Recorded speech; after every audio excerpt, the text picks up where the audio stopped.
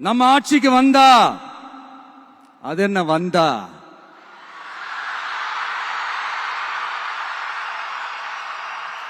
வருவோம்.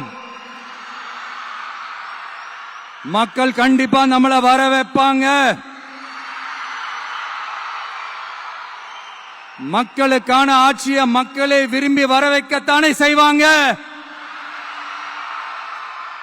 அப்படி மக்களால் அமைக்கப்பட போற நம்ம ஆட்சியில நம்ம என்ன செய்ய போறோம்ன்றது அதுக்கான அந்த தேர்தல் அறிக்கையில அதுக்கான விளக்கத்தை டெஃபினட்டா கொடுப்போம். பட் அதுக்கு முன்னாடி ஒரு சின்னதா லைட்டா நான் கொஞ்சம் அதை சொல்லணும்னு ஆசைப்படுறேன். எல்லாருக்கும் நிரந்தரமான வீடு இருக்கணும்.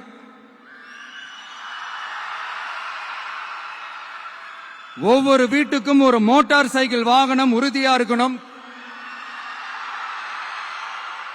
காரும் தான் லட்சியம். அதுக்கான வசதி வாய்ப்பை உருவாக்குற அளவுக்கு பொருளாதார வளர்ச்சிக்கு வழியை உண்டாக்கணும். ஒவ்வொரு வீட்டில் இருக்கிற ஒவ்வொருத்தரும் மினிமம் டிகிரி படிச்சிருக்கணும்.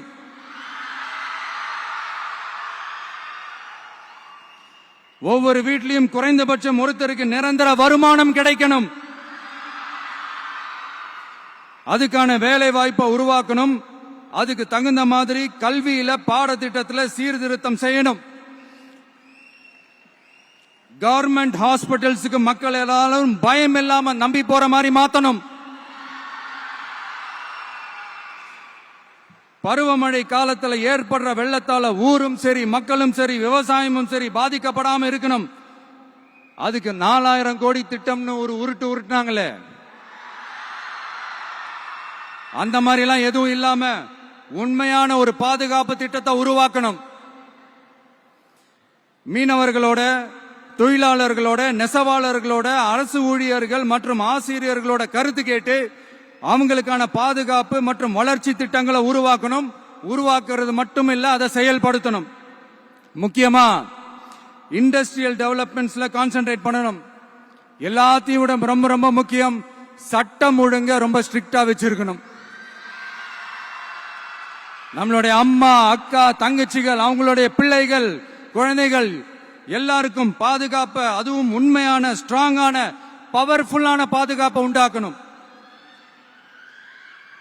அண்ணா யூனிவர்சிட்டியில நடந்த அந்த பெண்ணுக்கு நடந்த அந்த பிரச்சனை மாதிரியோ,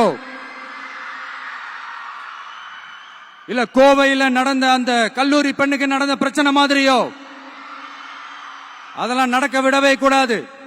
நம்ம வீட்டு பெண்கள் ஸ்ட்ராங்கா, பயமே இல்லாம தைரியமா இருக்கணும்.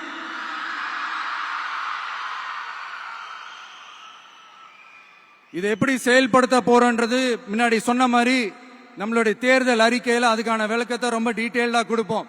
நான் சும்மா மத்தவங்க மாதிரி அவங்கள மாதிரி எல்லாத்தையும் அடிச்சு விட்டுட்டு ஏமாத்துற வேலையெல்லாம் இங்க கிடையாது நம்ம கிட்ட. நான் மறுபடியும் சொல்றேன், நம்ம அரசியலுக்கு வந்தது உங்களுக்கு நல்லது நல்லது நல்லது மட்டுமே செய்யறது தான். எங்களுக்கு வேற எந்த அஜெண்டாவும் கிடையாது. அதனாலதான் பாத்தீங்கன்னா கொள்கை எதிரி யாரு, அரசியல் எதிரி யாருன்னு திட்டவட்டமா சொல்லிட்டு அது வெளியே சொல்லிட்டு களத்துக்கு வந்திருக்கிறோம். அதுல எந்த விதமான குழப்பமோ எந்த விதமான ஊசலாட்டமோ எதுவுமே இருக்க போறதில்ல. இந்த விஜய் சும்மா எதையும் சொல்ல மாட்டான். ஒன்னு சொன்னா அதை செய்யாம விட மாட்டான். அது மக்களுக்கு நல்லாவே தெரியும். ட்ரெண்ட ஃப்ரெண்ட் ஆக்கிக்கோங்க. தந்தி டிவியின் சப்ஸ்கிரைபர்ஸ் அண்ட் ஃபாலோவர்ஸ் குடும்பத்துல நீங்களும் இணையுங்க.